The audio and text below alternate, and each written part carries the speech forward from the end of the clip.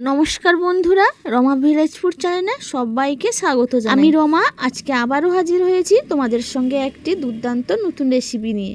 আজকের রেসিপি চিংড়ি মাছ দিয়ে চালতার টক। এই রেসিপিটি বানানো খুবই সহজ আর খুবই সিম্পল পদ্ধতিতে আমি রান্না করব। তোমরা এই রেসিপিটি স্কিপ না করে শেষ পর্যন্ত দেখতে থাকো। কিছু কিছু সবজি আছে সব সময় কিন্তু পাওয়া যায় না, তো এখন চালতা পাওয়া যায়, তো আমি এখানে বানাবো চিংড়ি মাছ দিয়ে চালতার টক।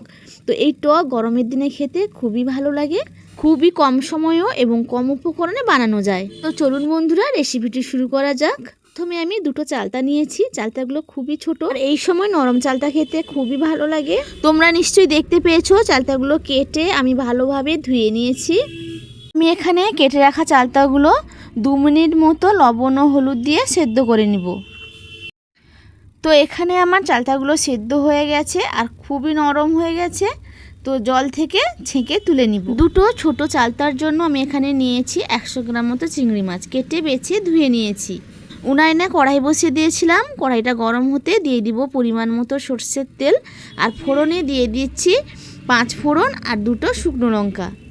সেই ফোড়নে দিয়ে দিতে হবে চিংড়ি মাছগুলো, লবণ ও হলুদ পরিমাণ মতো দিয়ে হালকা ফ্রাই করে নিতে হবে।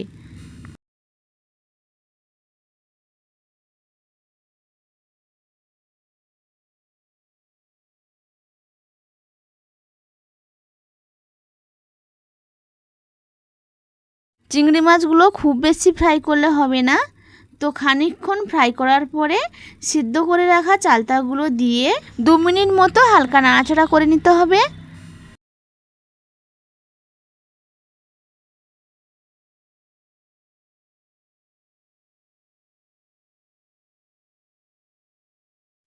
কিছুক্ষণ চালতা আর চিংড়ি মাছ একসঙ্গে নাড়াচাড়া করার পরে আমি এখানে ছোটো চামচের 2 চামচ মতো সর্ষে বেটে রেখেছিলাম, ওটা দিয়ে আবারও একটু নাড়াচাড়া করে নিব।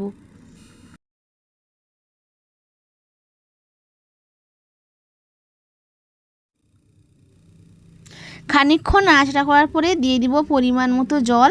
যেহেতু সব জিনিসগুলো সেদ্ধ করা, তাই জলের পরিমাণটা একটু অল্প দিতে হবে। তো আবারও হালকা নাড়াচাড়া করে 2 মিনিট মতো ফুটতে দিব। তোমরা এখানে টকটা চেক করে লবণ দিবে। আমার যেহেতু একটু লবণ লাগবে, তাই লবণটা দিয়ে আবারও নাড়াচাড়া করে নিলাম।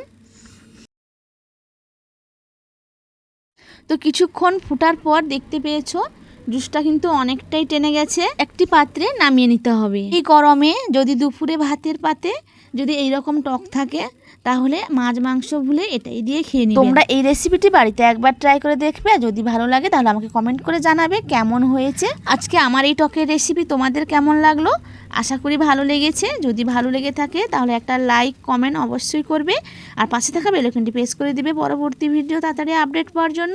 আর যে সকল বন্ধুরা আমার চ্যানেলটিকে এখনও সাবস্ক্রাইব করোনি, তাদের কাছে অনুরোধ রইল চ্যানেলটিকে সাবস্ক্রাইব করে দেওয়ার। তোমরা সবাই ভালো থেকো, সুস্থ থেকো, ফিরে আসবো নতুন কোনো রেসিপিতে।